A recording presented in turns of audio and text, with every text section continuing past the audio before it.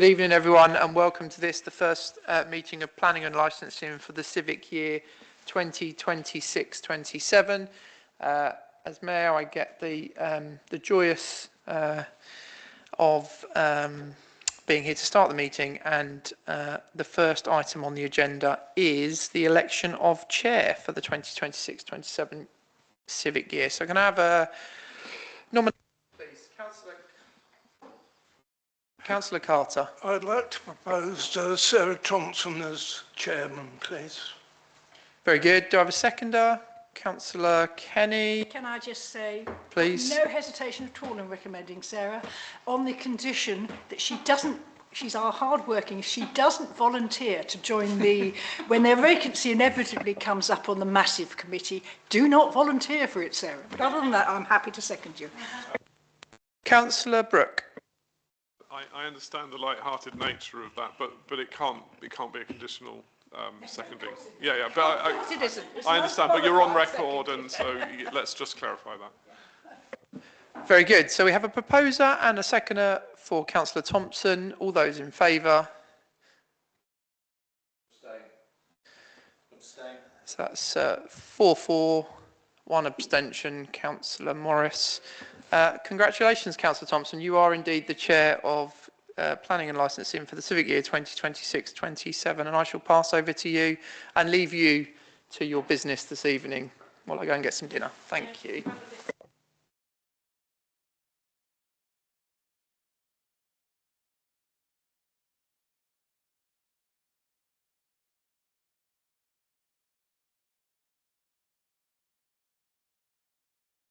Sorry, just going to have to give me a moment to sit down and I'll boot up Bertha in a minute. Right, okay, so thank you.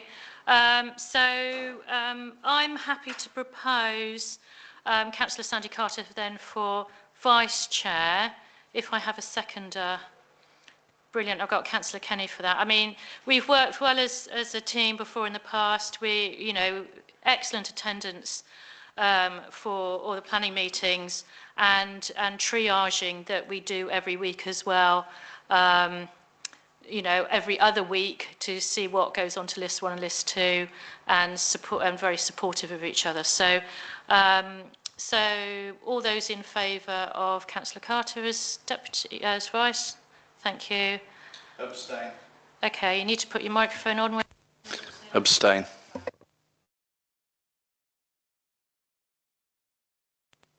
Bear with me when I haven't logged on yet because I didn't want to presume. You didn't want to tempt fate, was that it?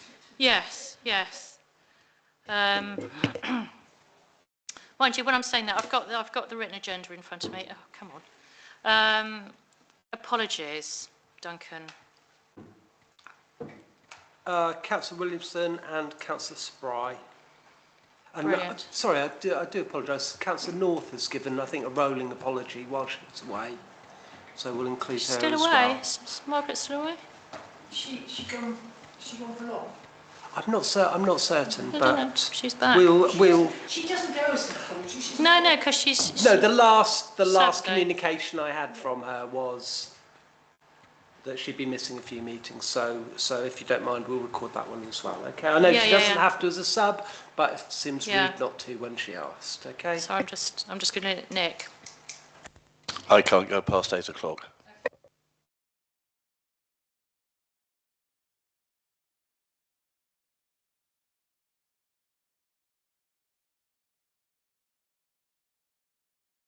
I think I do have an interest, but until I get my stuff together, I'm not sure it was. Have you got a form there for later, and I'll... Certainly. I'll deal with it when we get to it. Joe? Given Nick's on early departure, I think suggest we get that done sooner rather than later. Yeah. Okay. Sorry, I am getting there. I'm trying to multitask. Right. Agenda bundle. Yeah. Have we now got more members? Are we now 8 as opposed to 7, or were we always 8? No, we're always 8. Always 8.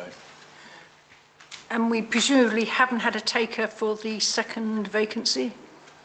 Ooh, have we?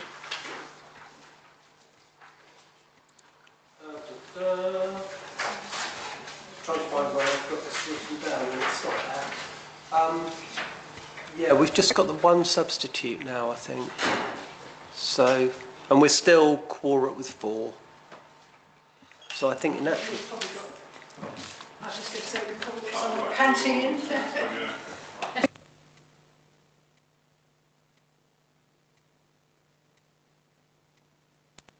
For the tree preservation order, and I'll step out for that. Because I know the people that live there. Right.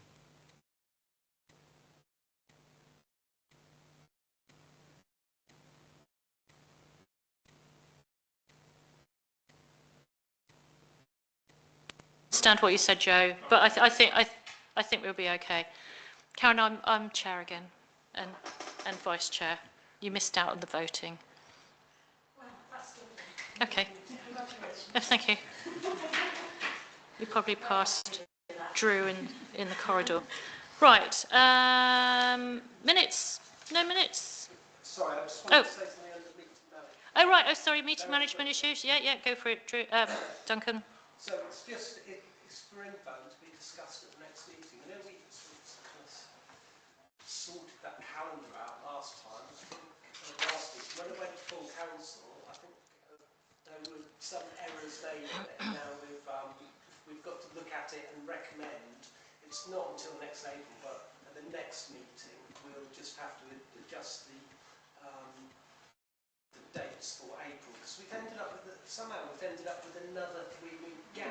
I thought we had 3 in a row, actually. I thought that was Yeah, no. When they adjusted that, they took the wrong one out, and we've ended up and put the wrong one in, and we've ended up with another 3-week gap that serves no purpose to anybody. So I think that we have to possibly recommend that to full council. We will deal with that at the next meeting, but I just thought I'd make you aware of that now. Yes. Okay. Right. Yes, you try and do something and it has knock-on effects, and if there's errors in it and things, it's just like, yeah. Minutes.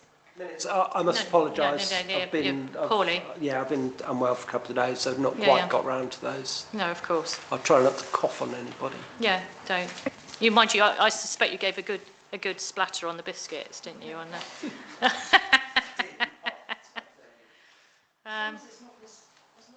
this weird thing that was on the cruise ship. No, you haven't been dealing with mice at all, have you?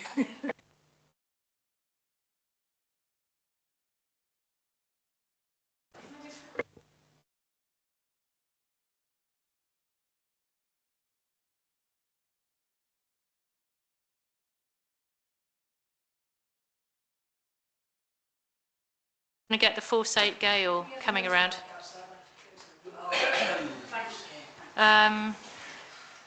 Right. So we don't have any matters arising from said minutes then, because we have no minutes. Right. We have no members of the public in the gallery. Do we have any written questions that have come in? No, we've received no written questions. Brilliant. Right. Active consultations. Duncan. Right. All really wanted to do was just update everybody that we looked at the Cornwall Seascape character appraisal at the last meeting. Since then we've very carefully written almost the exact number of characters to each of the 2 questions. They allowed us 1,000 characters for each of the 2 questions. They were what's special about your coastline and what's characteristic about it, and how should it be protected. And we were able to write that. I think we used 1,000 characters for one and 998 for the other. That has been submitted, and you should have a copy of that in front of you. So it's just an update to say that that's done. I think we probably ought to ratify it, because it's something that's been done outside of the meeting. Yeah. Just to belt and we can do braces, process, can't we? Yeah. Joanna, do you want to? I propose that we accept the consent. Yeah. I mean, we follow due process. Yeah. And for that, seconder? All those in favour? Brilliant. Thank you, everyone.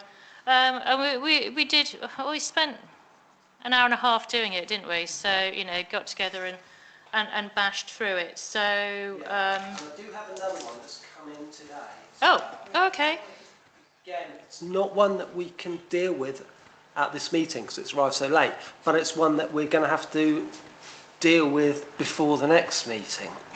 So I'll explain what it is, but basically I think we'll be looking for a couple of volunteers. So today, ahead of consultation, we have been asked to provide our thoughts on the proposal to create a restricted parking zone in the vicinity of Porth Beach. I think it's partly to do with the fact that the double yellow lines there get covered in sand and so people don't see them. But I'm not entirely certain about that.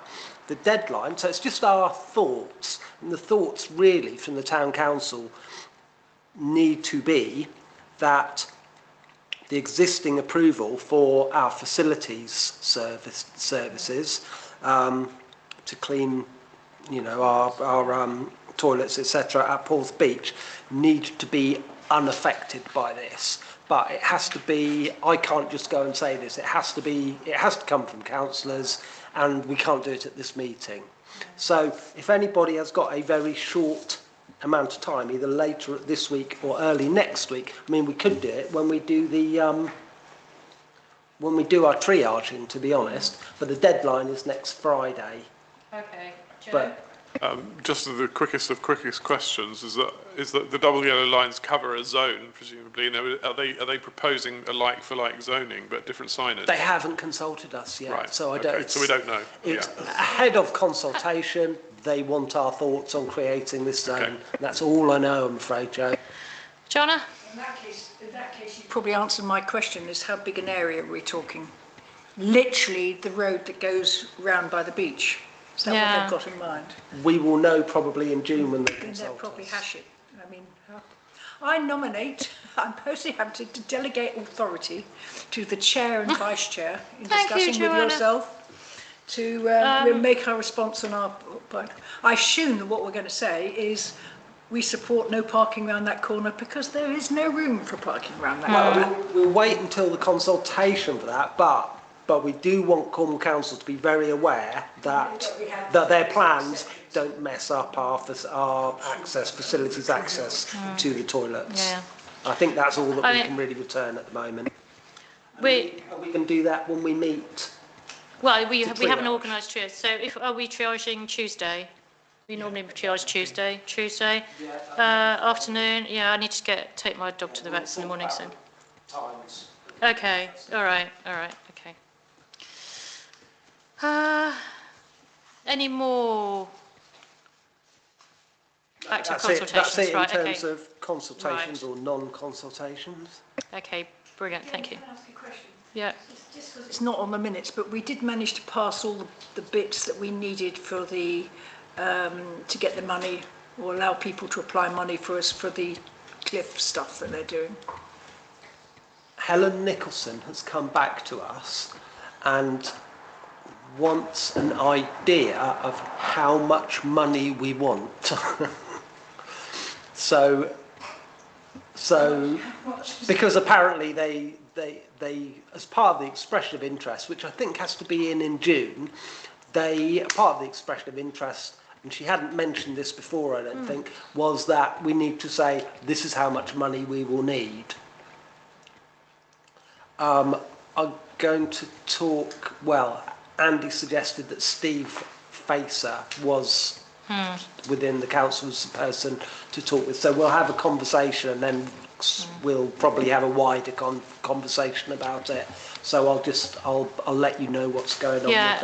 and okay? with Anne, because it's repercussions for employing someone as to a wider context for finance. So I'd involve Anne within that as well. And I think that the Bude programme probably provides us with an idea. I think also possibly what we did with the neighbourhood plan, because on the neighbourhood plan we employed a couple of consultants And we finished out with 2 consultants and an assistant. And they were absolutely invaluable. So for the period of which we're doing it, I think you need at least 2 people.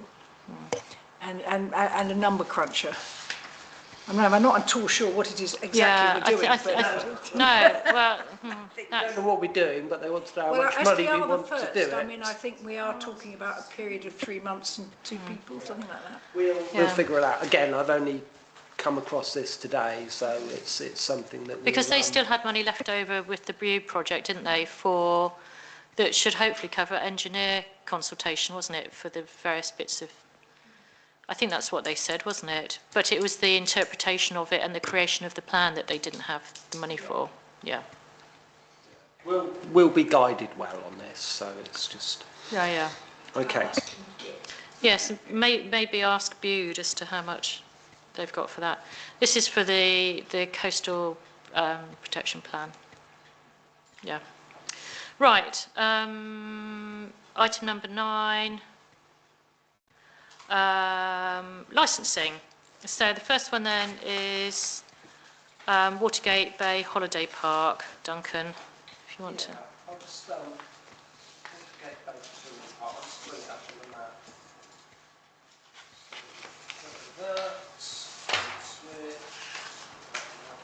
Right, so there it is in the middle of the screen, just so people know where it is. Yes, it's a little bit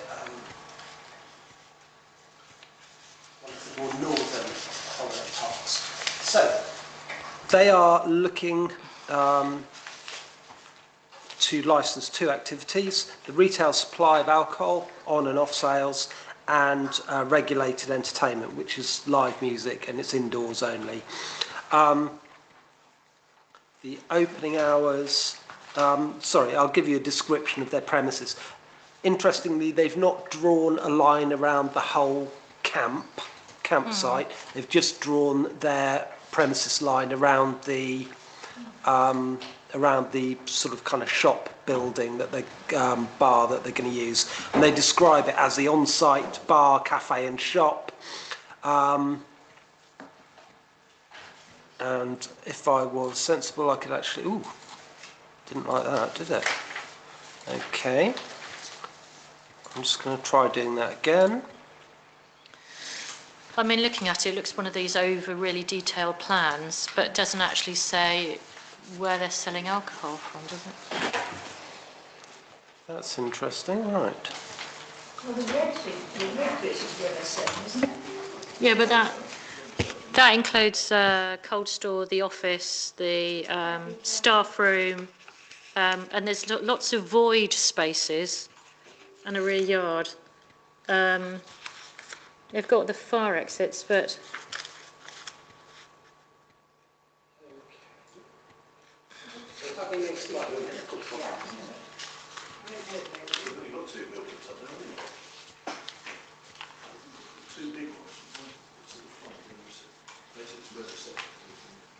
They're not allowing you to drink in the reception. No, it is. It's not in the reception. As you go into the entrance here, it's there. Yes, so the blue area is where you could drink, and the red area is where they're selling. It's in behind reception. It's really building. It's not huge. Kathy, do I suggest you just turn us off when we just solve this a minute? Yeah. We've got technical difficulty. We've got technical difficulties. Sorry, people, if you're watching ardently on this. We just need to get... we'll be back with you in a minute.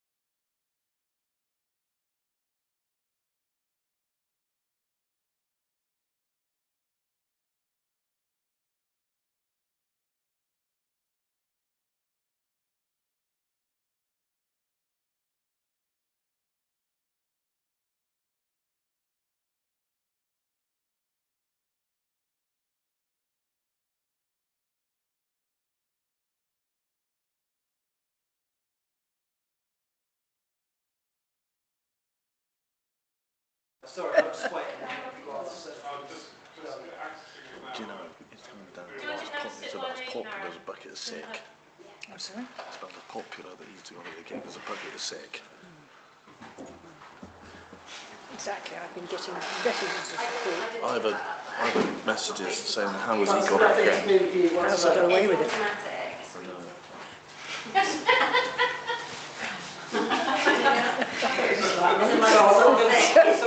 So I'm actually not going to be able to share anything. What's happened? Do you want somebody else's computer? Is it just your computer that's the problem?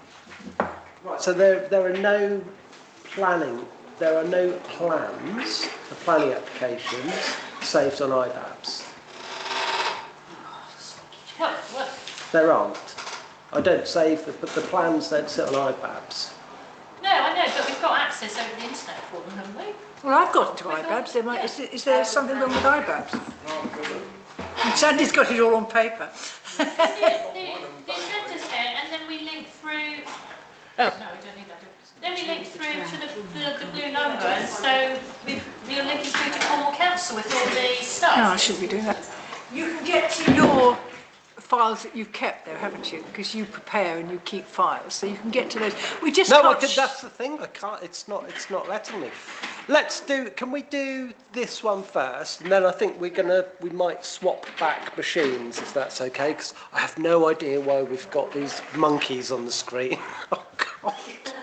I can't believe I just said that in a public meeting. Oh my God! Are we back? Right. Oh, Oh, good. Right. Anyway, so hopefully as you'll see, with the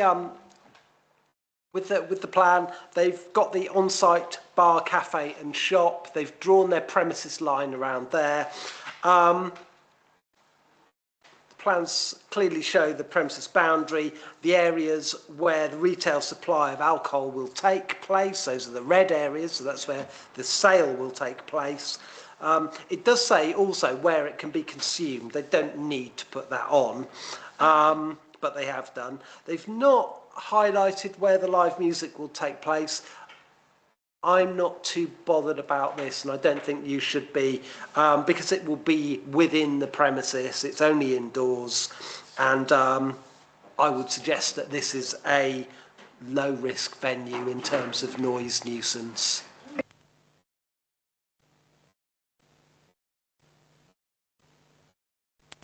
no, what Nick had his paw in the air. First thing is that there's a proposed stage on the right-hand side of it, and I was actually going to propose it, Joanne. I'm sorry to steal your thunder, but I was. It's. What was the point about the stage? There is a proposed stage on the right-hand side of the thing, so it's going to be there. I would imagine it's on the right-hand side as you look at the diagram. Oh, it says Sorry, existing sorry, I know stage. there's a stage there. You have to use coloured lines Okay. to show where a licensable activity is taking place. Okay, I'm And sorry they about haven't, that. whilst they've done that for the alcohol, they haven't done that for the music. But as I say, I can see where the stage is. I think we can just assume that live music will be taking place inside the building. Yeah. Yeah. And I was Yeah. going to propose no representation. Yeah, I mean, think of this because it's gone off license. I wonder if the other campsites there also have off licenses. I presume so.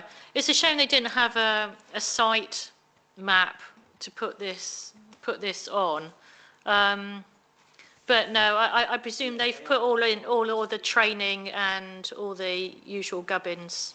All of the everything on the application Some form forms. is for such a low risk venue is Yeah. absolutely fine. Yeah.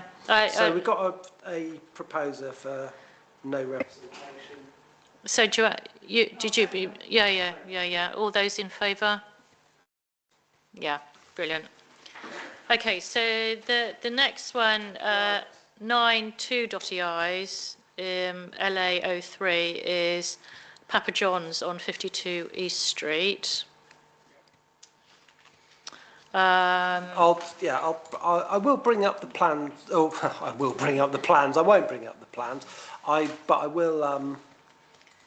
If you want to look at the premises plan, that's absolutely fine. It doesn't really tell us much about the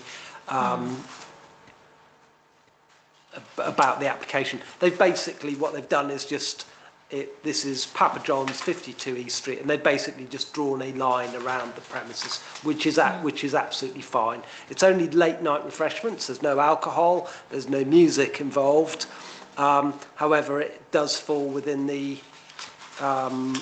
cumulative, what we call now the cumulative impact area of Newquay, which is something that is designated under Cornwall Council's licensing policy. It basically means that applicants have to go that little bit further when they are applying for licensable activities in, well, within the cumulative impact area. Over to you. So I'm just going through the. Sorry, I should point out as well that obviously the hot food and drink becomes licensable after 11 p.m. between 11 and 5, and they have applied for 11 a.m. till 4 in the morning. Okay. Yeah, sort of. I got a few concerns on this in terms of the area. And it is sort of people living over the area, and being in the cumulative impact area. I'm wondering if it needs actually to be called in, because there is sort of like this history of antisocial behaviour and late night affray reputation in that area. It's got licensed late night licensed premises. I think it's the one by the post office. I think that has a late night, and the one down just up from Wetherspoons, isn't that late night? Nick? There's only 3 places there's only one place that's open after 11 o'clock at night in the town now. Central Square. Central Grill. Right, because we've licensed one much later than that 2 meetings ago, and it already went on past 11 o'clock. So currently for food, there's only that one. Right, and Subway. We aren't talking about food, but I think Sarah's talking about alcohol. Yes, I am. Joanna? The problem with food without drink is that it's supposed to encourage people to stay in the town. So have the police got any concerns about this? Because I'm not, on its own, I'm not concerned, but what do the police say about this? I don't know if the police have submitted a representation. I do know that the police have concerns. Right. I'm happy to say because of the late night, the effect on the late night economy, are we going to, we'll make a representation pretty much based on what Sarah said. Yeah, I think representation and our, our concerns if it being in the community of impact area. For Karen, do you know what the community of impact area is? No, not Duncan, can you briefly define for Karen, please, the community of impact area? Under Cornwall Council's licensing policy, there are various areas across the county that have been designated as a cumulative impact area. It's where there is a density of licensed premises, a significant density, and the creation of these areas is also backed up by evidence in the shape of police statistics, crime and disorder, and public nuisance, so largely noise disturbances. Yeah. And Newquay has one of these, and I can happily share the map with you at a later point, but it is part of Cornwall Council's policy.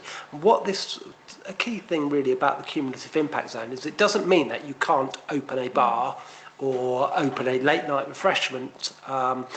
It means that you have to go that little bit further. You have to acknowledge that this is already a zone that has a potential problems as a result of licensing, and so you as an applicant go that little bit further in order to make sure that your activity doesn't undermine one of the 4 licensing objectives.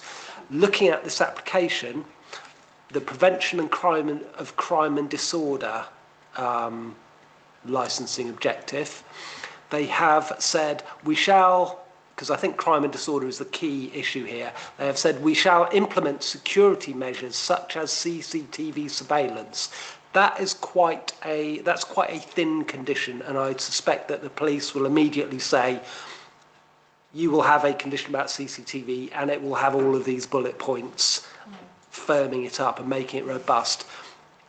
But the other thing I'm concerned about is that it said, and staff will be trained to deter any potential criminal activity, which on the surface sounds nice, but what are you training, how are you training these staff to deter, and what is the criminal activity? That is really, really thin. The intention is lovely, but there's no there's no strength behind that at all, and you could base a representation on the fact that this isn't strong enough, and in a cumulative impact area, it certainly doesn't give us any enforceable way of ensuring that, you know, that they aren't going to undermine the prevention of crime and disorder. I mean, yeah, but before I come to you, John, I mean, I think following that, because I mean, this is meant to be a place selling food, so it's interesting what they identify as criminal activity. And you actually, Karen, had your hand in the air before with Duncan, if that helps. Yeah, it was just a question as to they're an existing business, so what time do they stay open till now? Well, I presume 11 o'clock. I'm presuming 11 because hot food and drink becomes licensable post 11 o'clock, so they won't be staying open until 4 o'clock at the moment. No, it just seems excessive to 4 a.m. Really. Well, they're hoping for at nightclub. They obviously think there's a market for their product at you know, through to 4 o'clock in the morning. Yeah. But they, at the moment, it would be hard to argue that they had done enough. Yeah. Not to you know, to satisfy concerns about undermining the prevention of crime and disorder. Joanna's before you, Nick.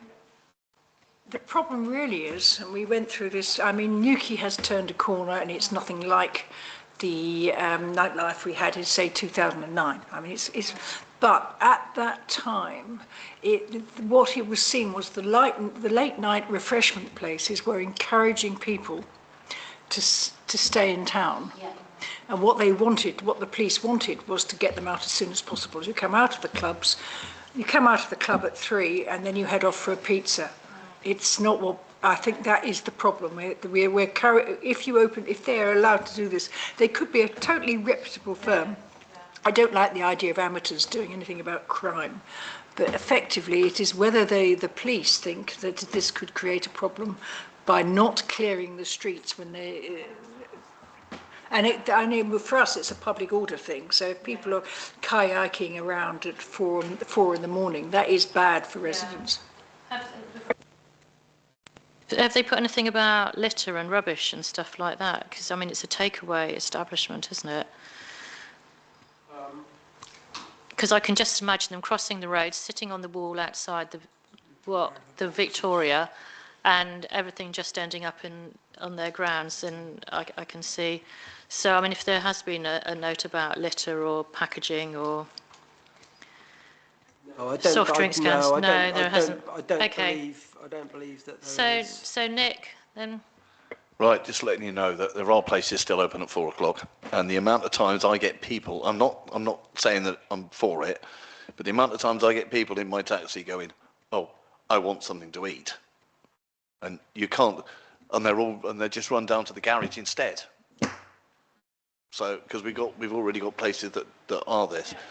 Not saying that I'm supporting it. I'm not. I'm just telling you that is what will happen. That is what happens.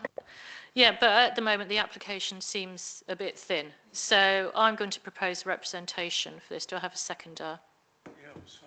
Yeah, Sandy's seconding. All those in favour? Yeah.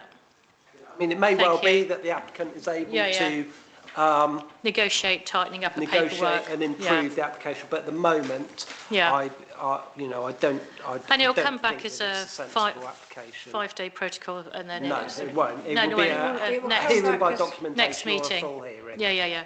Okay. Yeah. Okay, wonderful. Thank you. So, have we had any previous planning applications? No, yet? we've been we a haven't. bit It's been thin on them, quiet, but isn't it? You do have the one for Bedown Meadows in section 106, Hmm. and the deadline for that is Friday. So if anybody's not responded to that one, if you could, Okay. that would be that would be much appreciated. I thought most people had actually responded to that already, but okay. Right. Planning applications. So I'm going to have to step out for for the tree. I know the people that have said trees. They're acquaintances of mine. So yeah. So I'm going to hand over to the capable hands of Sandy for a couple of minutes. Right. There we go.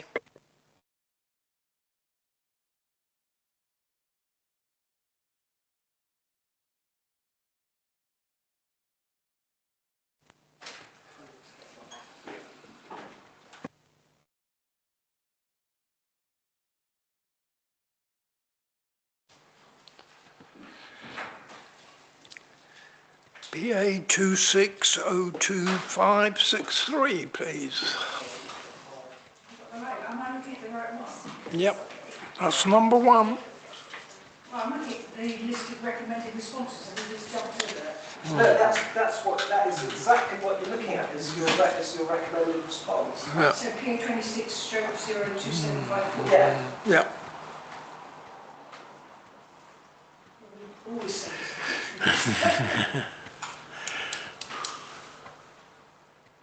Yeah, so basically we looked at the tree preservation order and when screening the applications and decided that a sensible response would be no objection with the wording councillors agreed to raise no objection to the proposed works subject to a positive response from the tree officer, which seemed quite sensible at the time.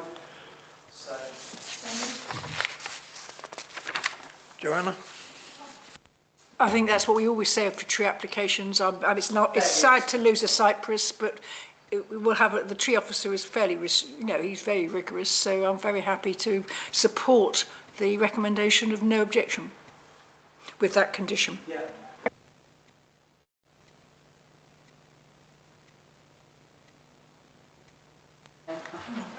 A bit Really, lost, you sorry. needed to have done that prior to the meeting. Right, okay. Okay, the recommended responses are published when the papers go out.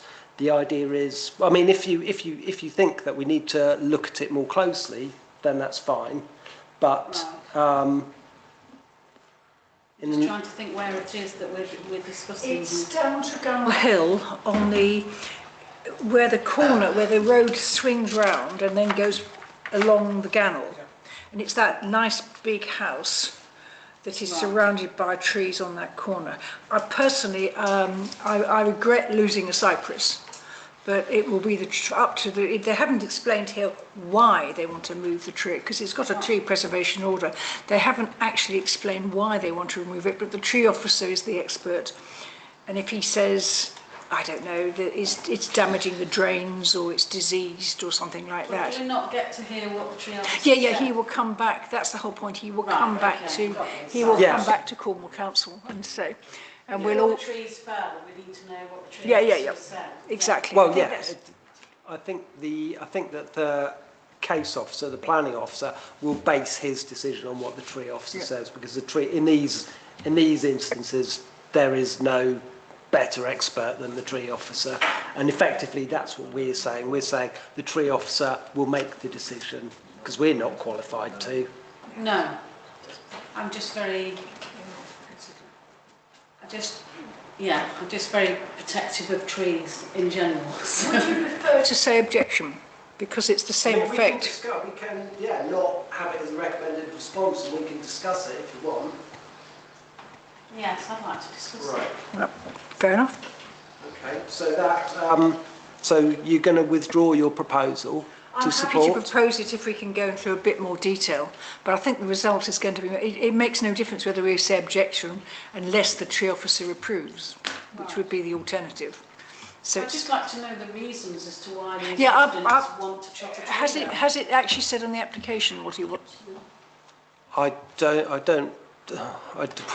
Without going into it, I'm not going to be able to answer that. So, right. So, yeah, I'm sure that I can. There's only 2 documents. Yeah, there are only 2 documents there. Right. Sorry, I'm going to have to do this slightly old-fashioned, I'm afraid. 02754. Happy about what's his reasoning. This one's better light.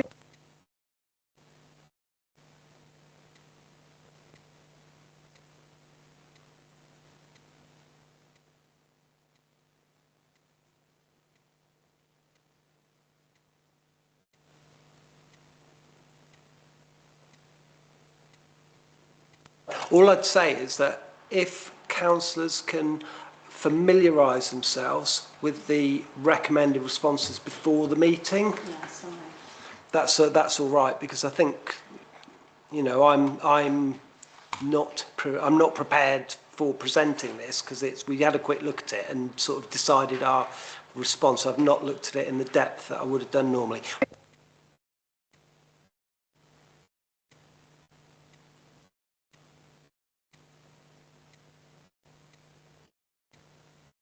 And my client proposes various tree works.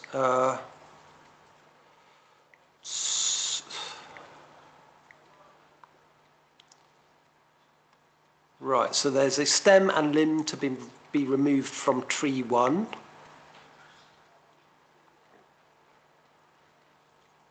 I think that's showing the proximity to the house. So as you can see, it's kind of sort of towering over the house.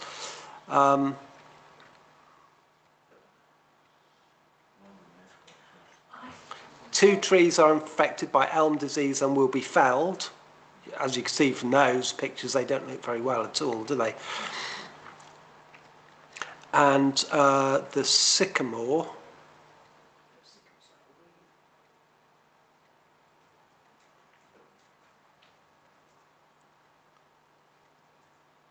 the proposal is to remove the lower limbs over the field to attain a canopy clearance of 3.5 metres above the field. So I think at the moment it sounds as if the canopy is quite close to the ground and it's probably having to sort of stoop down to get underneath it.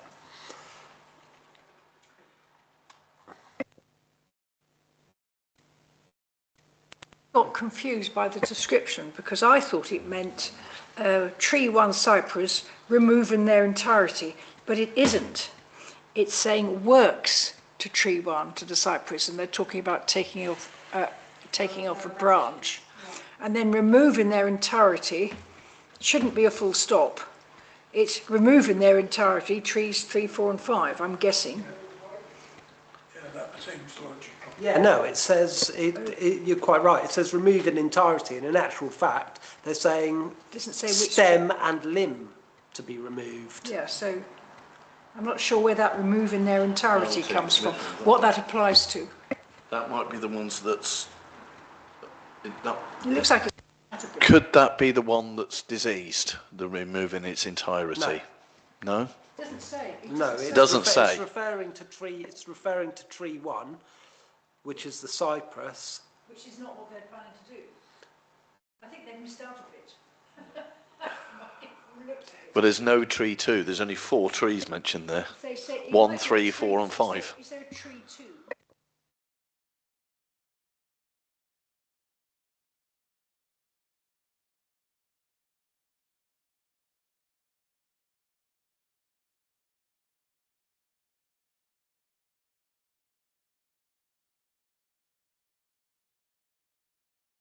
it's poorly written. So works to trees is tree 1. Remove in entirety trees 3 and 4. Those are the dead. Does that make sense, Joanna? And remove lower limbs of sycamore to obtain canopy clearance on tree 5. There's a fault. Sorry. Councillor Rook first. Right, so I'm minded to object to this, and the reason is because the wording is ambiguous, and I don't want the wrong tree chopped down for the wrong reasons. And I think what we need to do is to seek clarification. I'd rather have it come back as a 5-day protocol saying we've reworded it, and then we can agree with the officer. But I can't. It doesn't make sense. It doesn't make sense, no. And there is a risk that the wrong tree is going to be either cut down through error, or even worse, through a bit of deviousness.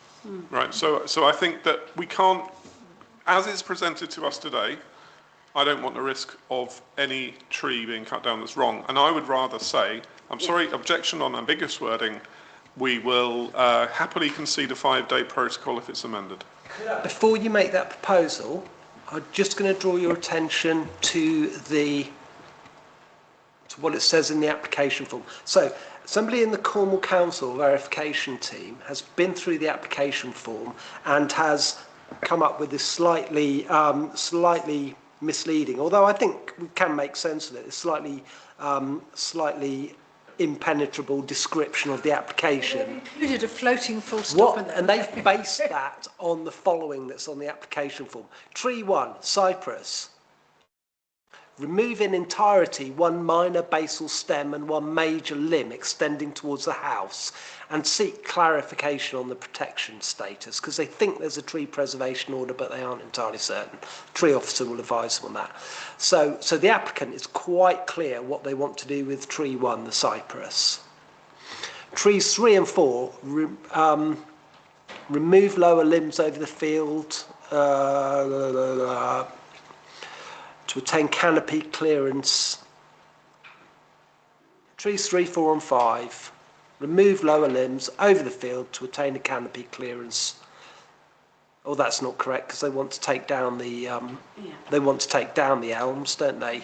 I think Joe's spot on. Yeah, no, I agree. I thought that this might add some clarity, but in actual fact, it hasn't. Look, I hate to. Yeah. This sounds finicky, but I really think that actually, if an application comes before us, we really do need clarity on the wording, especially when there's a risk that the wrong tree will be cut down. It just seems madness to. I mean, can you imagine the press if as and when that happens? It's analogous to the hospital admission, and the wrong tag is put on the wrong person. And I can't be dealing with this. And I think actually we should welcome the revised application when it comes, and hopefully there will be unambiguous wording. So that's my proposal. Yeah, I would second that proposal. Second that. Yeah. That's proposal and second. Can I have a show of hands on that, please? Can we mention that we will look at the tree officer's report when it comes? Yeah.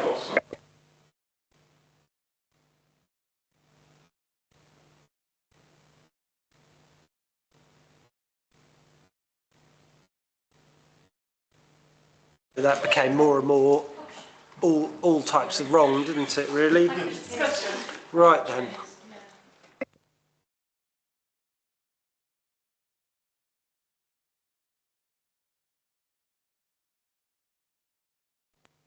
Elvis is back in the building. Right.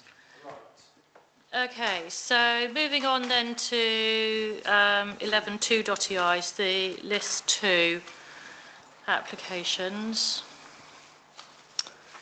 I'm taking these documents straight off the portal, okay? Yeah, so that's you'll all right.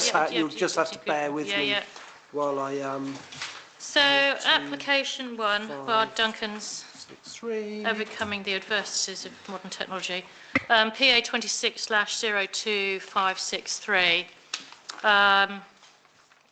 is 16 Fore Street. So we thought, as we have our area member in there, we probably want this doing, and because it's covering buildings of historic interest. So they're wanting to replace timber windows with UPVC units on the first floor and at the rear as well. Timber boards below the windows to be replaced with marine plywood with white gloss. Things to do with soffits. We haven't got an expert to talk about the difference between soffits and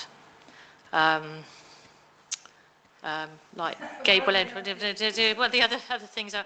I think soffits is what you put, I think we've got soffits in our house. It's the timber that you tend to have at the gable end of your building. If you put a wood, I think that's a soffit as opposed to what your guttering is attached to, which isn't. Anyway, fascia board, those are fascia boards, aren't they? So soffits and fascia boards they're replacing the wood with white PVC and replace the existing, sadly, the cast iron rainwater dam pipes, again with UPVC. So, yeah. Are we there, Duncan? Yeah. Am I still talking? I was right. I can talk about other interests, crocheting, for instance. Yes, Joanna. She highlighted this one to the group doing the conservation area, and their response was, yeah. They regret the loss of the wood for UP, whatever it is, but it is perhaps inevitable. I suspect, since it is where it is and what it is, that we might be, I think conservation area officer ought to have a look at it, just to make sure that it's not destroying anything.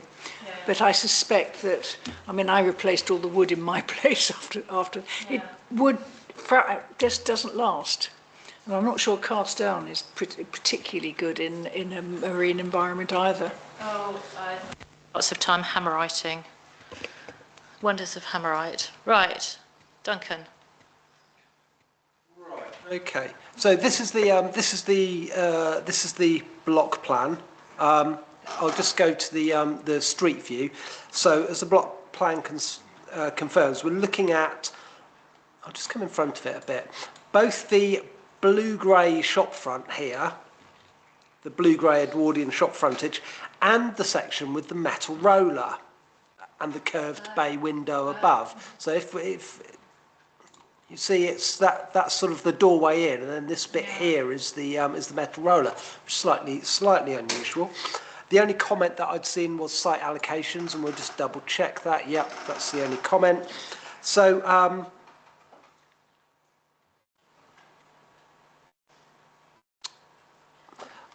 The bay window. I think that with this application particularly, the drawings don't help us a massive amount, because a wooden window on a north-facing elevation and a UPVC window on a north-facing elevation on a line drawing don't really look massively different. So I think this is an occasion where we're perhaps going to use the street view a bit more. So this is the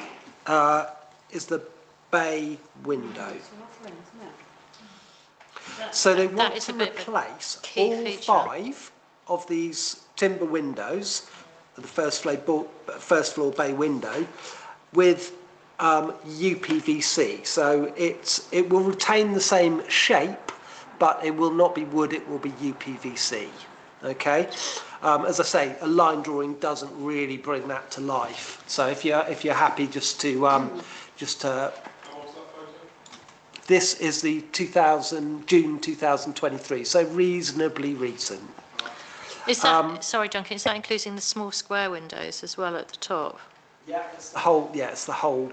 And they're managing to get that cast as in UPVC to keep the curve. That's incredible.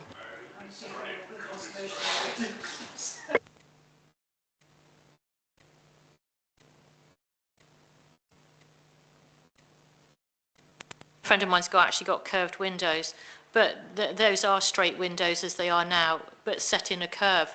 But of course, it's going to be set within UPVC. And so I'll shut up and I'll let Duncan explain the detail for the fascia board and the detail for that. Again, we've got light drawings that don't really help us massively. I will bring it up in a moment. But there's a cast iron drain. Oh, we can just see the top of it there. That's the soffit. So that's the cast iron drain that it refers That's the to. soffit there. On the gable So that's the cast iron rainwater downpipe, as it calls it. It wants to replace that with UPVC. And that runs from where we can see it all the way down to ground level. The existing timber fascia, barge boards and soffit boards are to be capped off with UPVC trim. So effectively they box it in with UPVC. So that's what they want to do on the side. The rear elevation, we have no street view for, so I'm really stuck with that one. But I will bring that one up if you can just bear with me for a moment.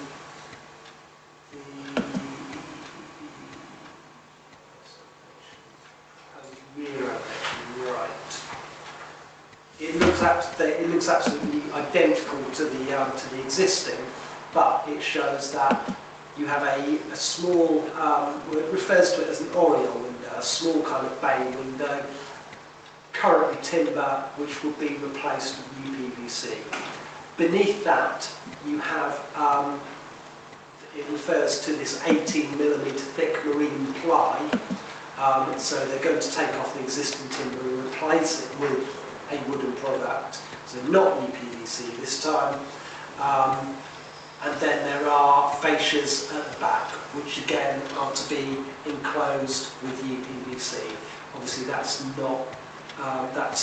not the street-facing side. But has anybody got any questions about this? Sorry, it's a little bit all over the place. Sorry, can we have the proposed view of the front, please? Because I'm intrigued to know what they're going to do with that detailed fascia. If it's going to mimic that, or what's there, or lose it. Because I mean, looking at the houses on there, I think it's the only one that's still got the bay window. So I think we really do need a conservation officer report on this. Right. So your existing front elevation. I don't think that they're doing anything to it. You were on about this bit. Yeah. I don't believe that they're doing anything to that on the front. And I can't see the proposed. I can't see any reason why they would, but I might be wrong. Yeah, no. So they're just replacing windows. At the front, that's all they're doing is that bay window. I think it's such a huge shame. It's a beautiful such a building. Beautiful feature, that bay window. Yeah, to have that going UPVC. Yeah, Joe? Do we know what conservation restrictions are on the property? Well, it's not listed. But it's in a conservation area. No, it isn't. Isn't it? It's not in a conservation area. Oh, yet. okay. So, well, hang on. I mean, I think your idea about a conservation officer report is good, but do we have any jurisdiction over that? Are we allowed to ask that? Because if it's not in a conservation area... Yes, because we can talk about it. I don't know how old the building is, but you can talk it about as a non-registered historical asset. If you remember, we did that with the one at Baker's Folly, and we asked for a conservation area report, and he came back and said, oh, they came back and they redesigned it so it instead of being modern and square. To be fair to this application, it looks like it's like for like. Yeah. I would, if that is the case, and if we've got some scope for that, then I think that's a good idea, because I think it is a beautiful bay window. I think there's a danger that it will be, the look will be done down. If it's not done right, so let's look into it. In that case, are we talking objection?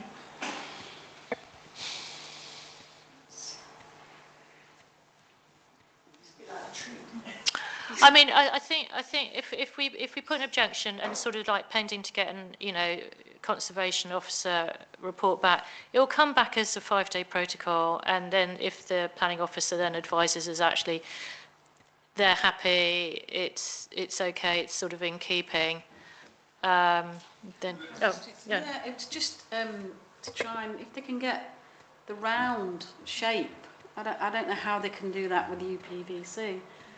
That round shape in It may that. be possible, but we don't really know.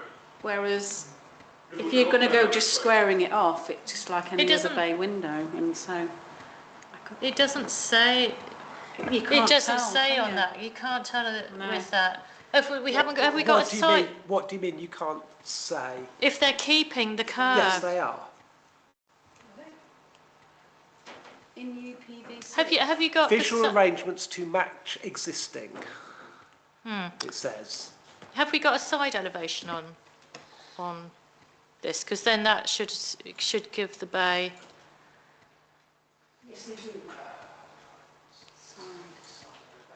But I mean, that's a side elevation that's to show a curve. This is going to show it sticking out. Well, the existing side elevation doesn't show the bay window at all. So, proposed side elevation. And that doesn't show it either. So, I yes, believe I'm that it's just focusing on what's happening on that Yeah. elevation. Yeah. So I'm going to set an objection because the side elevation should have the side view and to get a conservation officer view on this because the plans, you know, we can just agree that and then they just go and put flat windows in. Don't they? I mean, you know, side elevation should include that. Because they've got the like the front porch bit where the doors stick out. If they've got that, so why it hasn't got that side elevation? So do I have a seconder? Yeah. Okay. I mean, strategically, what's the best way to get a conservation report? Is it to object or is it to raise no objection subject to? I would say if you object and you say that you are that you're concerned that you're going to lose original detail on a historic part of the town, and you feel that the heritage officer ought to be consulted. Yeah. That's the way to go in your In view. deciding, that's what I would Okay, say. that's fine. Yeah. Then let's proceed with the seconding and vote. So you're seconding. All those in favour of objection? Yeah. Thank you. Okay. Brilliant. Right, application 2, PA 26/02525 is for Coruscant Manor on 6 Riverside Avenue. Proposed alterations to an apartment, including the replacement of an existing window with a new door and the installation of a replacement window with a lowered sill to the rear.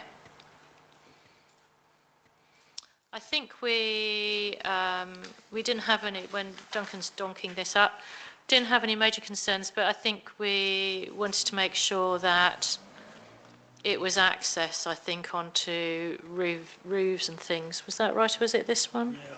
I think so. Yeah. How are we doing, Duncan? We're getting there. Still looking there. Still there. In terms of location, ignore the red pointer. The building we're interested in is where it says the tower, Coruscant Manor. You see there's a few buildings there. The street view, you don't really get to see much. This is as close as we could get, but as you can see, it's obviously quite a striking looking building, and the access to it is further east up the road. So, I think if we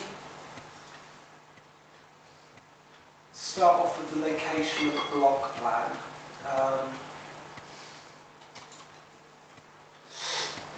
Excuse me. Yeah, I think you can see that's the access to it that we just looked at on the street view. And there's a little collection of buildings here, and number 4 is this one in the middle, marked in red. There's a little bit of background. Colsall Manor is an established residential building located on Woodside Avenue, characterised by a mix of apartment buildings and residential properties. Flat 4 forms part of the existing building and is arranged over 2 floors. I'm just going to compare, the elevations.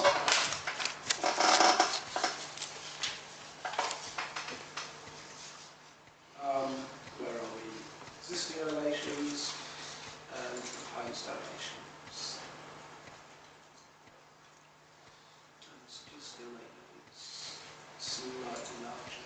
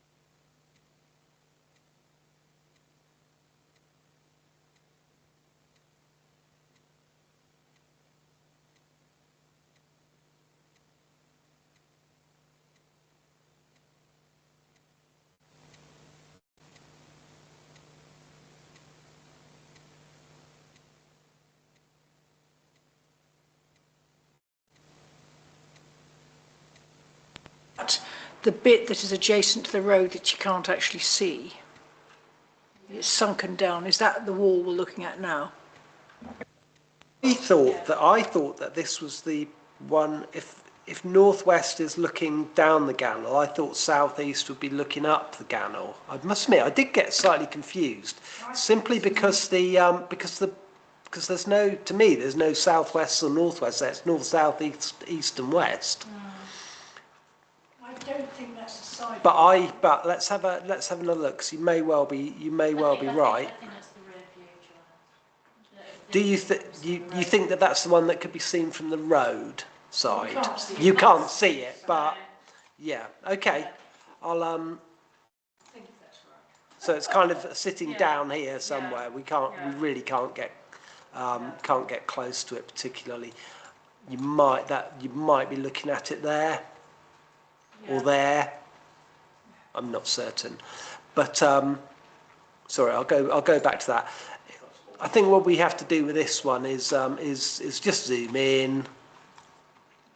You have an existing window opening being replaced with a door, okay? And then the other change here is an existing window is being lowered. The orange obviously shows you what the existing is, and then the line drawing, sort of extends it as to what they would be proposing. So that's a window being replaced with a door, and that's a window being lowered, so it's slightly larger than it is at the moment. Can we just see a floor plan to make sure that it's not being divided into 2 dwellings?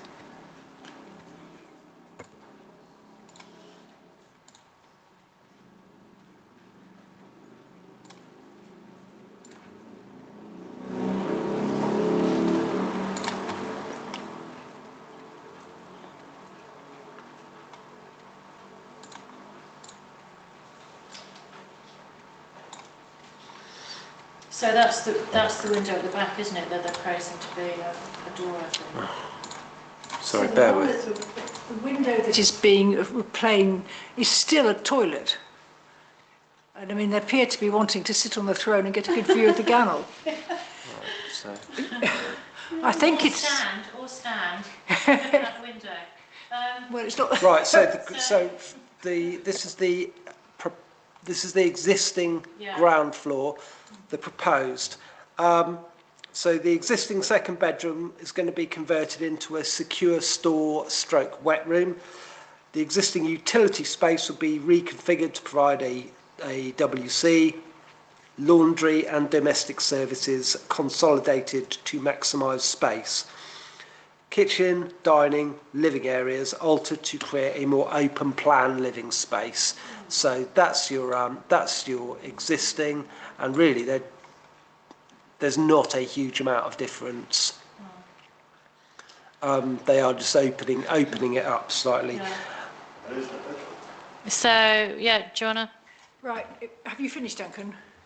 I've finished when you finished. I mean, Yeah, there is another floor to look at. You do not have to look at it. Basically, the main bedroom is configured to create an enlarged ensuite bathroom and a walk-in dressing room stroke study area. Am I right that the one that's changing from clouded to clear is in fact still a toilet? Because that's what I thought when I looked at the plans. She seems to... I don't think it's making it... Because the key view is the view from the Gannel. Yes. Can I carry on a bit? I know this building very... I believe it's this window here, and it looks like it's a bathroom. That's being opened out. I think if you keep I on thought it was the one proposed. down the end. No, if you propose, you see it's going.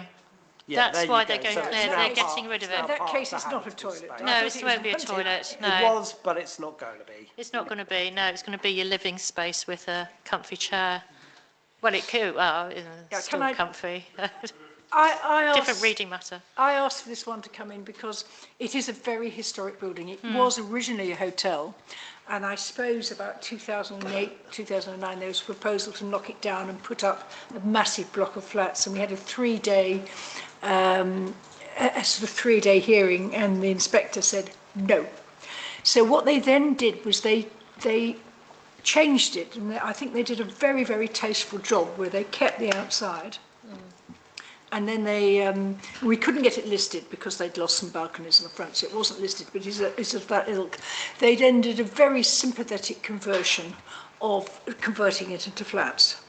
And the only reason I thought it was worth calling it in was because it has this history and Right, because it's historic. okay. Personally, I can't see No, there's no anything issues- that would there's affect the issues with view this. from the Gannel, No. and I can't see that anybody can actually Yeah. see the other changes No. from the road. So So I have no problem with it at all.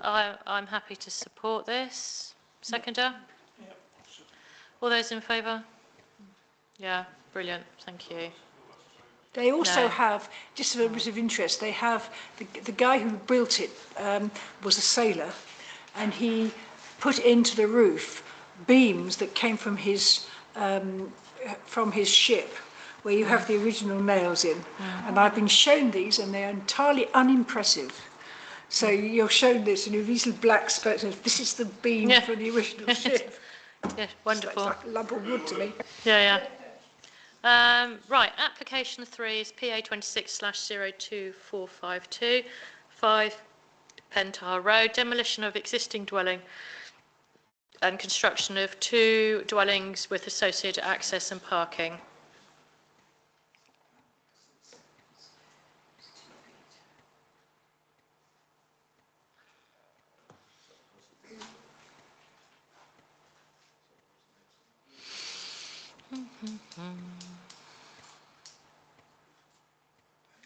Okay, so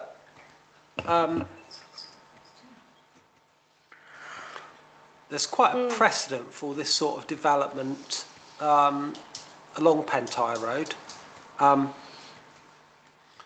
If we zoom in, so effectively what they want to do is take down the existing house and then replace it with a new one at the front and one behind. As you can see, they're quite generous plots here, and if we look just a few doors down, you can see numerous examples of where this has already happened. We'll have a quick look at the street view. So that is number 5, and you've got 4 and 6 either side of it. So we'll have a look at the proposed layout to start with.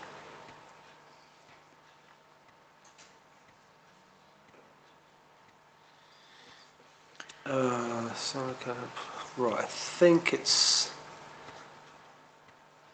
In fact, we're going to open a couple here because I think we'll be using both of them.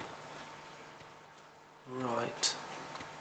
Okay, so so this one gives you the proposed layout. So you've got the road at the top of the drawing, and then you've got house. They've called them house type A and house type B. And as you can see, you would access B by coming down the side of A, much like the designs. I think we could probably go along and see a couple of examples. Yeah, there's one there where you would get to the house at the back by going down the side there, and that's pretty much the arrangement that they're looking to do here. House type A, we'll have a look at it in more detail in a minute, but we're told that this will be a simple 3-storey flat roof aesthetic, essentially split into 2 to form a glazed entrance atrium between the habitable spaces. And house type B, we're told that this dwelling will be a 2-storey simple flat roof aesthetic with reduced floor level to negate overlooking of existing properties to the south.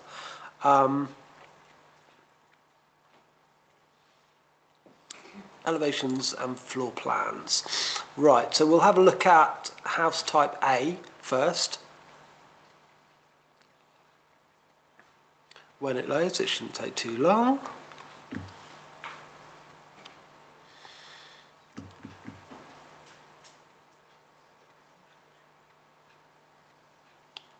Right, so this is the one that will be facing the road. So, going left to right. So the north is the street facing. You've got a balcony over the integral garage, and you can see there's a roof garden at second floor level. Okay, and the atrium bit that we're talking about, that's this large glass area that you can see that identifies the atrium, sort of splitting the building into 2, if you like. The west, that's facing the neighbour at number 6. As you can see, there's not much fenestration here, or not much fenestration at ground floor and first floor. But you have got this roof garden that would be creating new views towards number 6 that don't exist at the moment. Okay, yeah. The south elevation, this would be facing the new house behind it, house B. Well, as you can say, I mean, I'd say creating new views, but it's a new property, so. It's as you can see, there are a number of windows looking in the direction of what will be the new house. And the east elevation, this is the one that faces the neighbour, as we looked at it on the street on the left-hand side. Excuse me.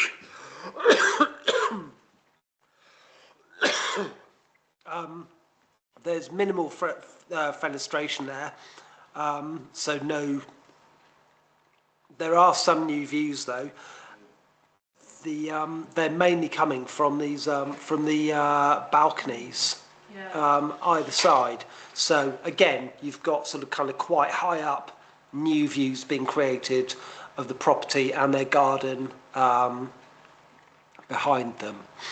Have a look at B. Sorry, I've still got to open that one.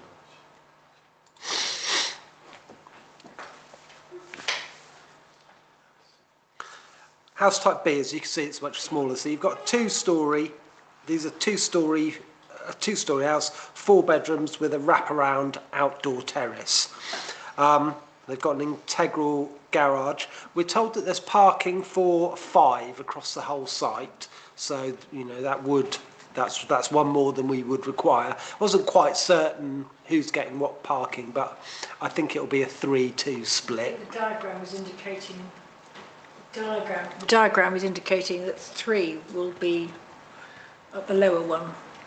It's got 2. Yeah, I wasn't quite. It doesn't kind of have that that boundary treatment that you can really tell. There might be, you know, two cars parked next to each other that are from different households. But anyway, there's 5 on site for the 2 properties. Right, the north elevation. So this faces the rear of the house that we've just seen. This is a planted space over the garage, so it's not intended to be a terrace. The glazing that you see there is for a stairwell. The west, so that faces the garden at number 6. The back garden at number 6. There's almost no fenestration there. So there'd be no real new views being created, I don't think. South. Now this, I'm going to go back to the. I'm going to take you back to the overhead view, because what we've got to the south of the site is Park Godrevy, and so we're putting one house here, we're putting another one here. House B here is going to be maybe 20 metres away from these houses here at Park Godrevy. So, as I say, the south elevation, that's the one that faces Park Godrevy, and as you can see, there's this first floor terrace that wraps around the building, so that we can also see it on the east side. This faces the property at number 4. There's minimal fenestration here. They look like high-level windows, and the terrace here is behind what is this screen here. So they've actually screened the terrace there. So number 4 shouldn't get any overlooking at all, I don't think. But, sorry, Jonathan, but there is. That's what. No, just on this side. Yeah.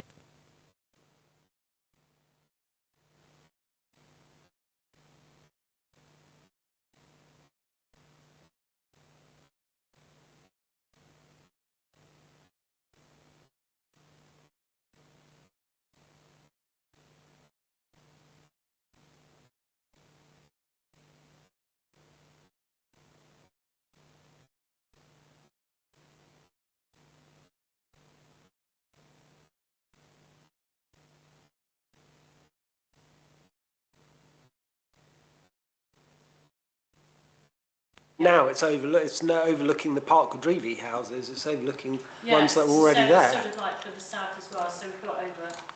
You know, potentially, if you're putting a house in here and these people are here, it's going to be. I mean, I measured it at 20 metres, but you know that might have been a little bit generous. You'd probably want confirmation that there wasn't going to be any loss of privacy to these people.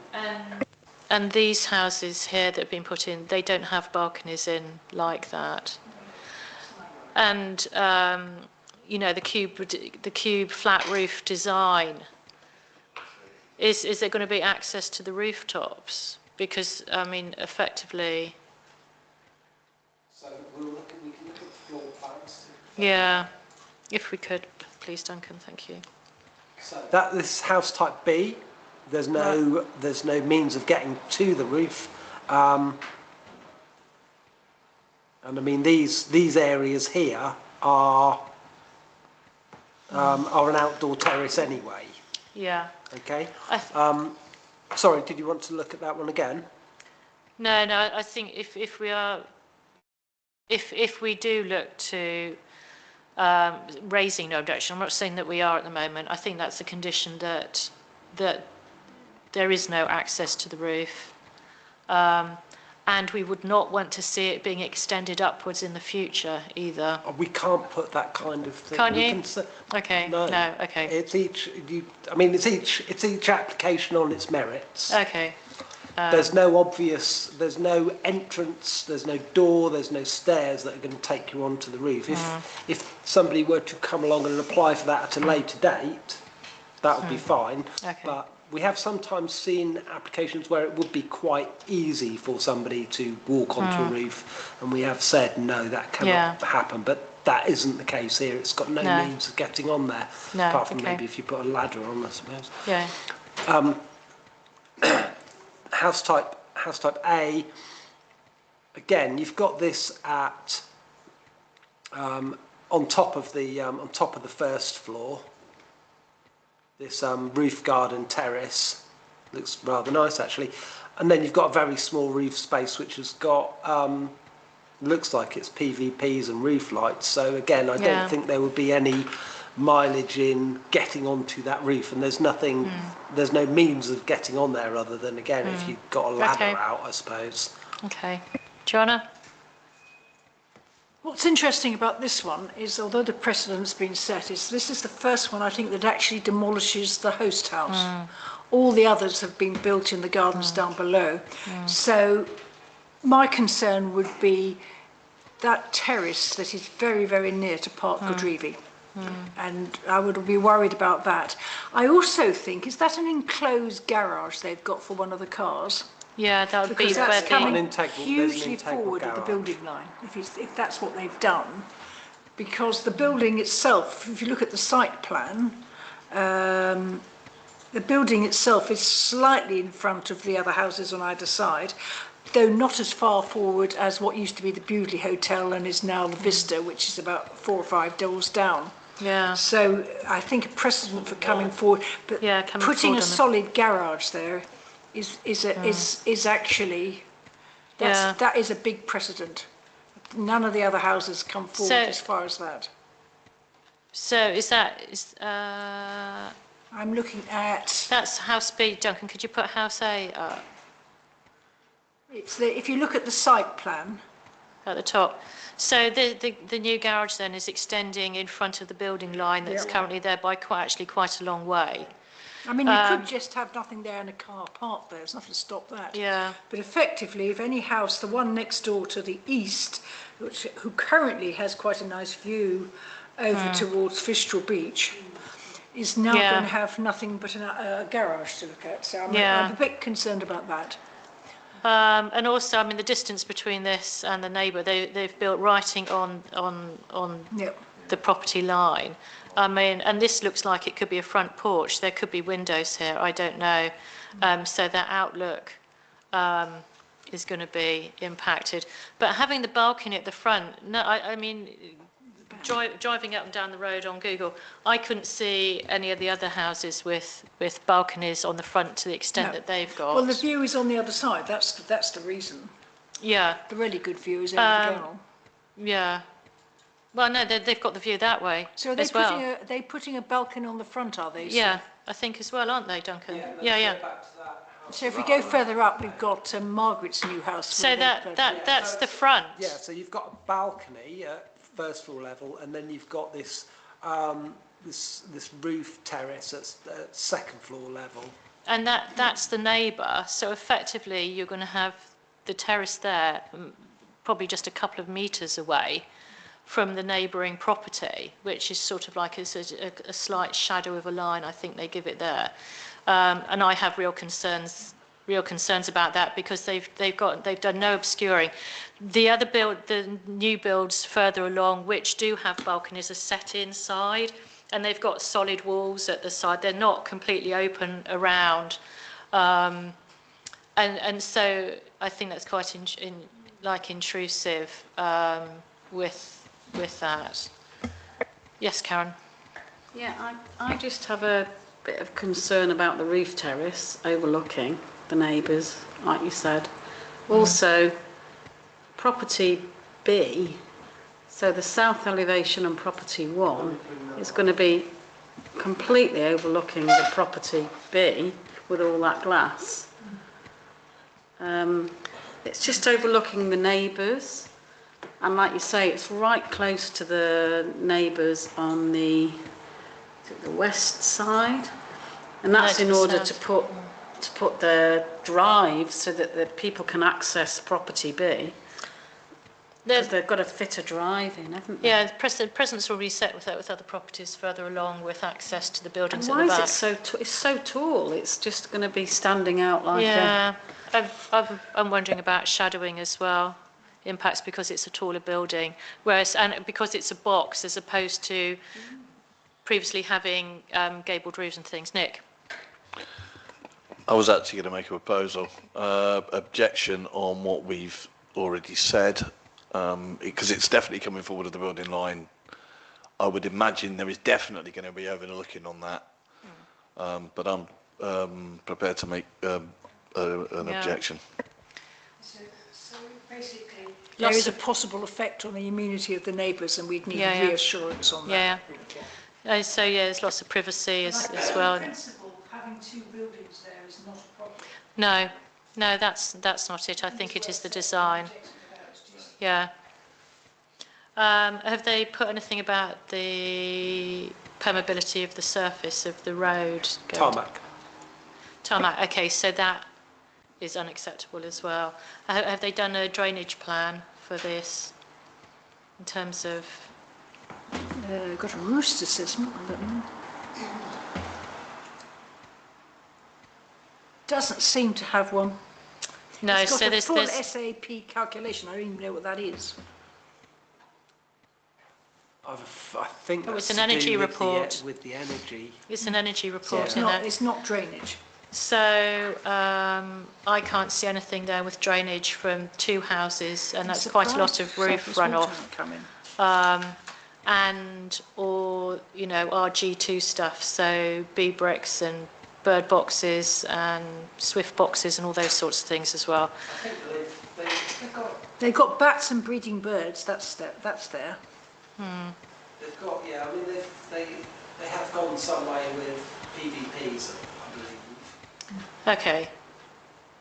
But it would have been nice maybe if it was a flat roof, if it was a sedum roof, if it was a green one there. So seconder for objection? Karen, all those in favour of objection? Yeah, brilliant. Duncan, do you want to go on? I realise we're 22, or would you like a break? That's Being quite put- on.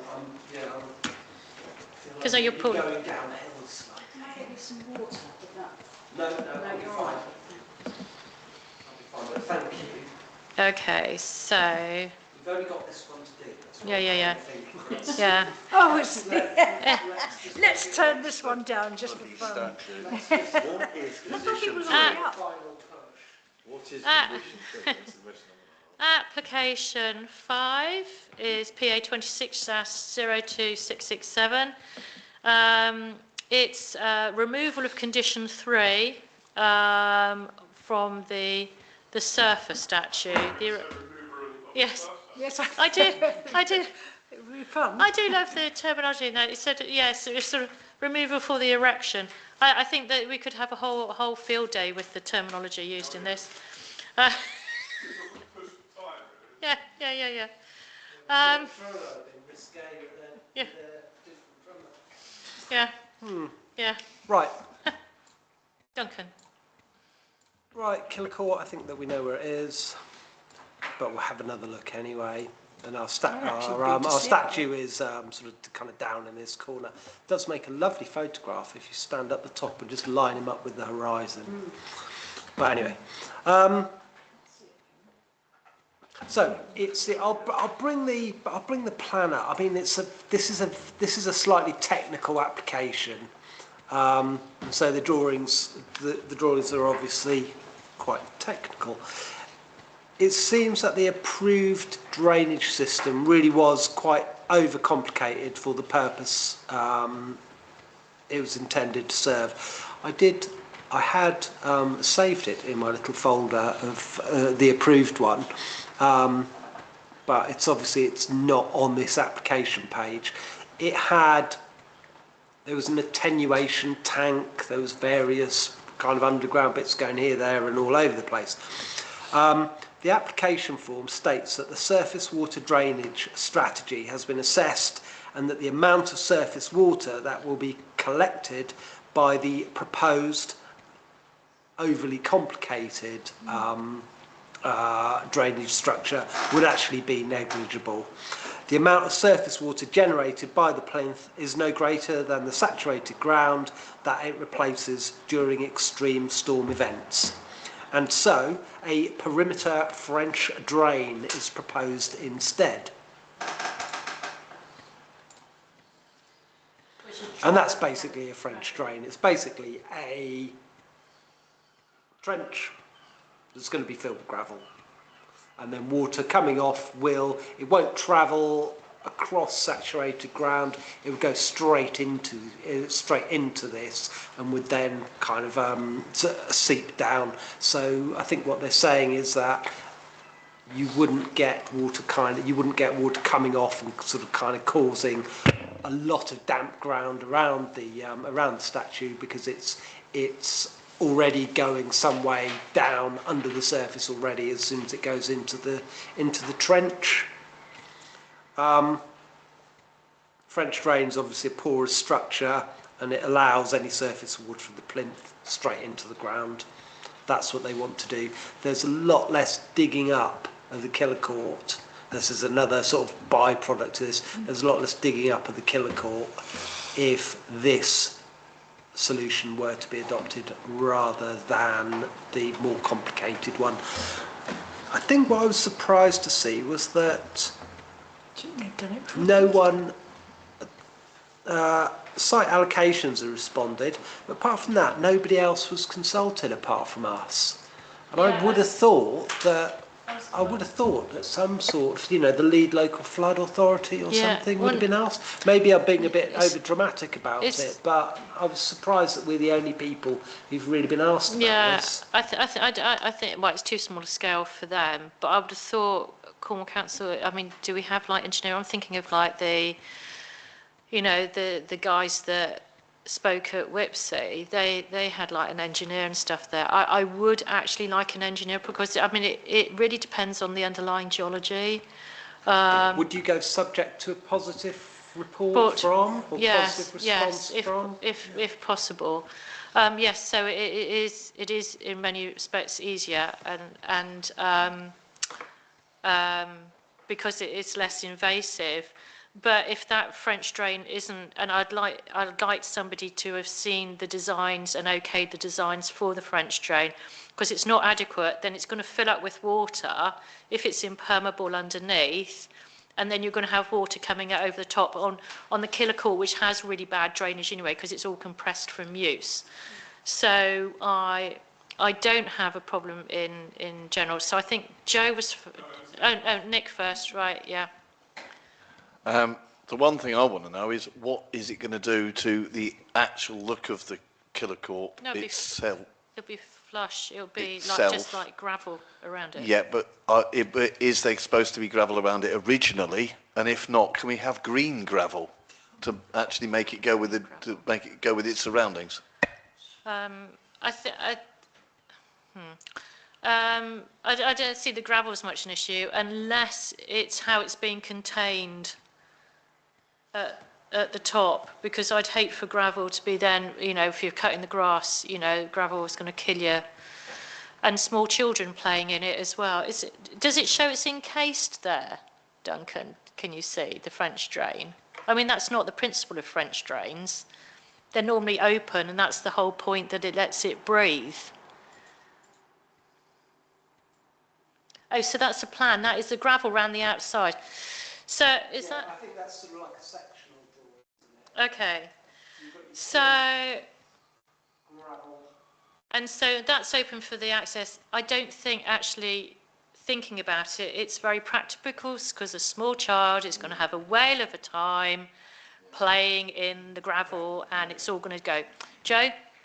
Yeah, so getting back to the actual assertions within the application form, there is an assertion that the runoff is no more than the green grass around it. Now, that's what is being stated under whose authority. I think that's the question. And so I'm tending to agree with Councillor Thompson that we actually need somebody to have a look at this. I mean, in principle, if it is the case that a French drain is a better solution, then we can work on what's happening with gravel being tossed around by tourists. But I just want somebody with authority to make that assessment. I think, sorry, I mean, you can, for this instance, if there was a cap over the top, so basically water would run off and would go into the drain, but that gravel needs a top on it. I think, because I do really have concerns of just having a line of gravel around that, because, children are just going to, it's all going to come out. Karen? Yeah, just concerns about the loose gravel, because I can see that being spread all over the place. Yeah. Carried away in small buckets. And I just don't know if the statue's up. Why is the plinth and the arrangements for that being discussed after the statue's gone up? I'm a bit confused as to why. Well, it's not. It's the drainage arrangements for it, and the drainage arrangements that were agreed. Quite complex, right? And seen as overly complicated for for this size of I just wondered solid why surface. The drainage detail wasn't agreed upon before the statute. Well, it was. Gone up. It was, but it was overcomplicated. Right. And as they say, what did they say? A chartered, can't remember what they called it now, right. But yeah, somebody of a technical background has looked at it and said, no, you don't need anything that complicated. Right. Okay. So it's in terms of something to go over, are you thinking sort of like the sort of long grates that you get with like an Anco type of drain? Yes, something like that in terms of. No, it wouldn't be difficult, but I'm not happy with open gravel. Joanna? I tend to agree with Karen. I think they should have done the drainage before they put the statue up. Yes.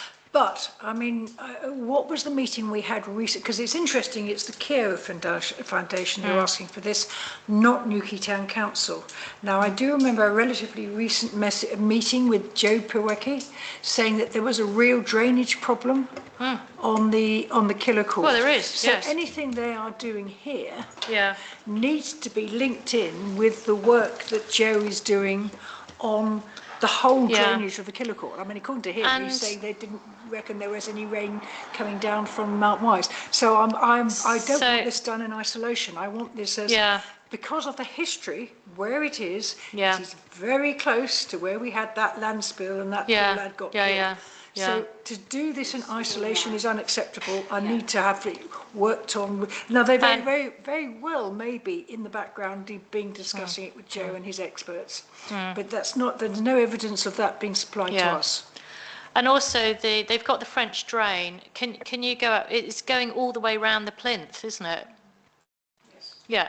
So on this side, I presume, is up the hill.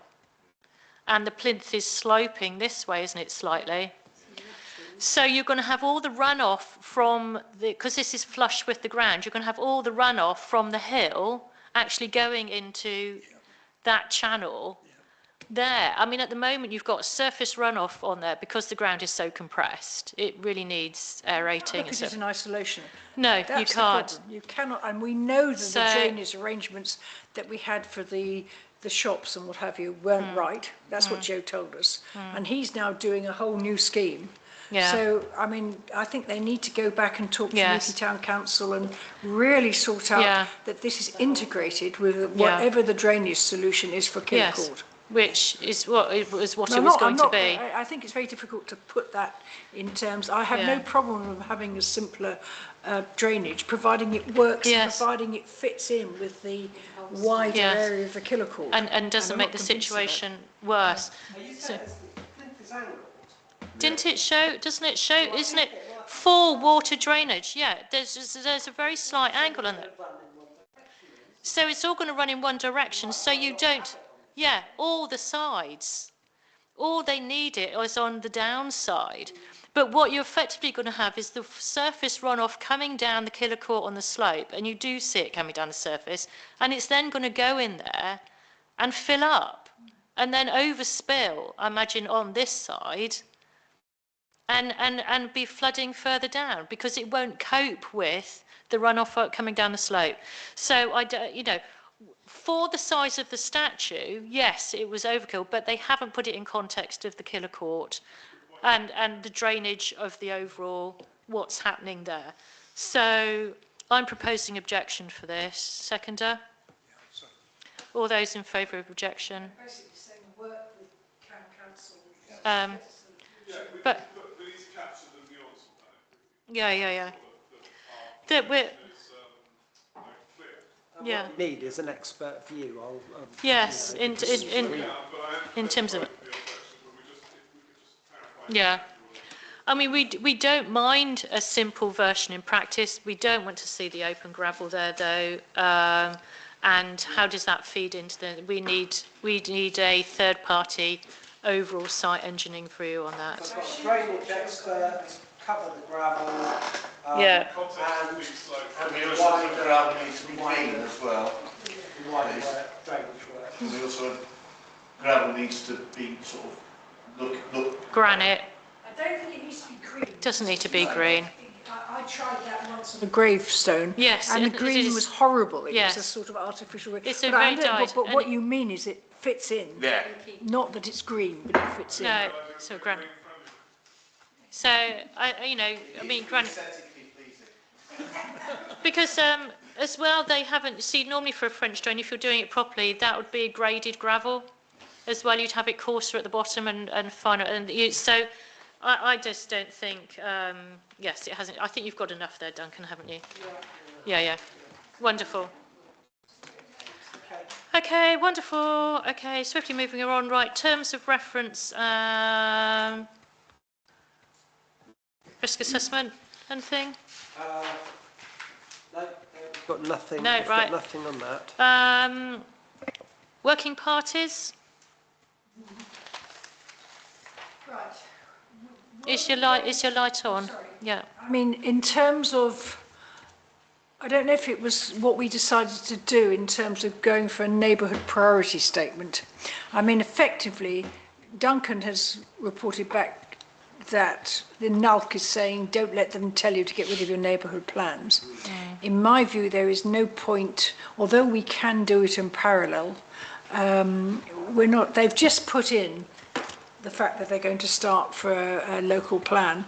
They have admitted that they will not get it up and approved until June 2029. That's after the end of this. And we would be mad to do a neighbourhood plan before that is approved, but we can do it in parallel. What the Cornwall Council are strongly recommending is the idea of everybody does a neighbourhood priority statement. It's not, which basically feeds in.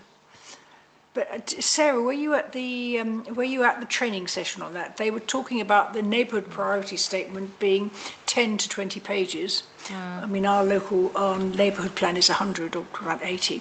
But you could put appendices in, and what they were talking about was the neighbourhood priority statement would feed into the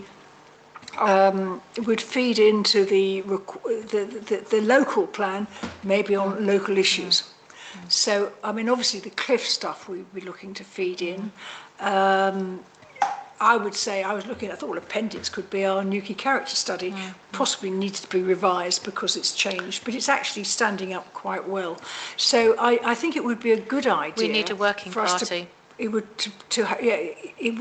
that we need to have a working party, but I think we need on agenda sometime to suggest that we do a neighbourhood priority statement. And we have to put an amendment. Do we have to ask full council, or can we decide to do one? I think it would be considered an operational decision, and I think that you could do it, but I'll double check on that. Yeah. But I think under the new There's scheme of no delegation, I huge- think that you'd be able to do this. There's going to be a push in the summer for people to go for priority statements. They don't appear to take very long. They're certainly not very, and I think we get, rather like our comment on the sea cliffs. I mean, a lot of it was based, I mean, we've got a lot of the stuff, the research we've done for the neighbourhood plan to go into that. So I think we should do one. But I don't think we should give up on our neighbourhood plan either. No. But we're talking years away. I mean, it's...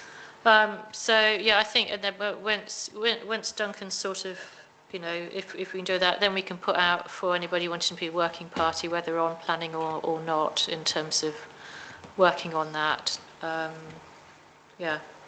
I'm not sure if we need to redo the membership of the working parties now. Well, we haven't got a working party specifically for that. For creating a statement. We could possibly extend wouldn't the it working sit parties.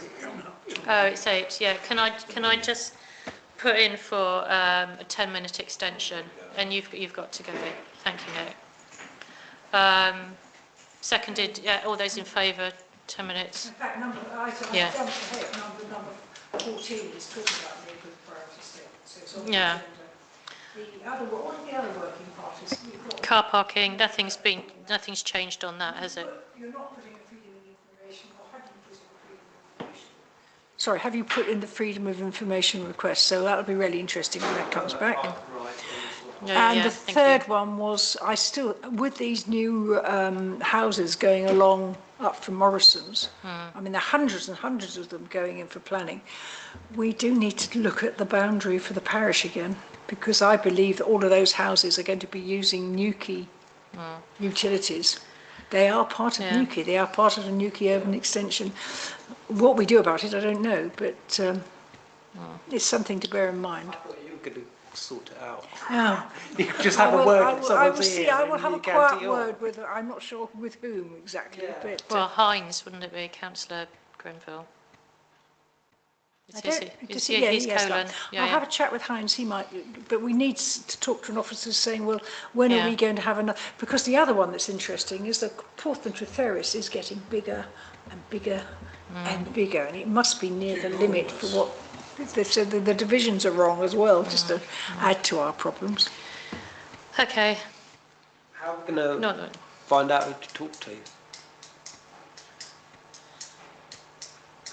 I've no idea where we'd start. I mean, probably ask all the Helen. People from 2019. Ask Helen Fincham. Ask Helen. Ask Helen. Good idea. Helen knows the all-round guru on these things, isn't it? Yeah.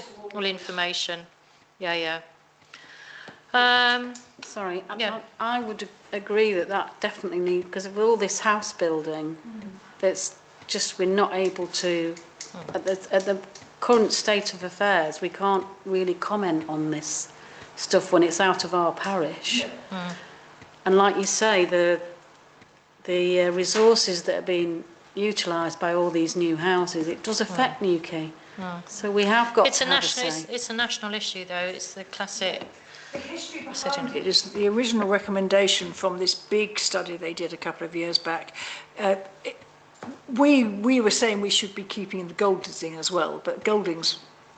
But we were definite recommendation to run along the road, and at the meeting that was supposed to, the Cornwall Council that was supposed to accept it, there was a Colon Council put in the Colon Council persuaded the council to turn this recommendation down. We then came back a year or so later saying, look, we've got all these new houses going in. I mean, there must be something like, 500, 700, 800 houses going along that. And that got turned down as well. So, and then we had 2 years to come back again and say, look, we really think you need, and their answer was, well, let's wait to the house. But if you wait till the houses are built and people have moved in, it's too late. And they're paying £12 a year council tax, they're not going to be happy. They don't want it. No, it needs to be done. It has to be done before rather than later. Yeah. So okay, so we'll wait and see who wonderful person that Helen comes back with. Financial statement. You've been spending all our dosh, no? I've been spending none of it. Okay. No payments Awesome. made, no payments to authorise. The correspondence that's coming, no, understand. Weekly decisions, this, I don't think, there isn't much, and I didn't think there was anything of particular note. Duncan, no, I was like, no. So the date of the next meeting is the 27th of May, Wednesday. Look forward to seeing you all there, and hopefully Duncan's laptop will be better. So sorry about that. No, it's all right. You just need to kick it around the block a bit, show him what for. I'll do it now. What? Yeah, yeah. No, it's not. I can see. No. Are we out of the meeting now? Yes, thank you. So, what else wrong with Duncan's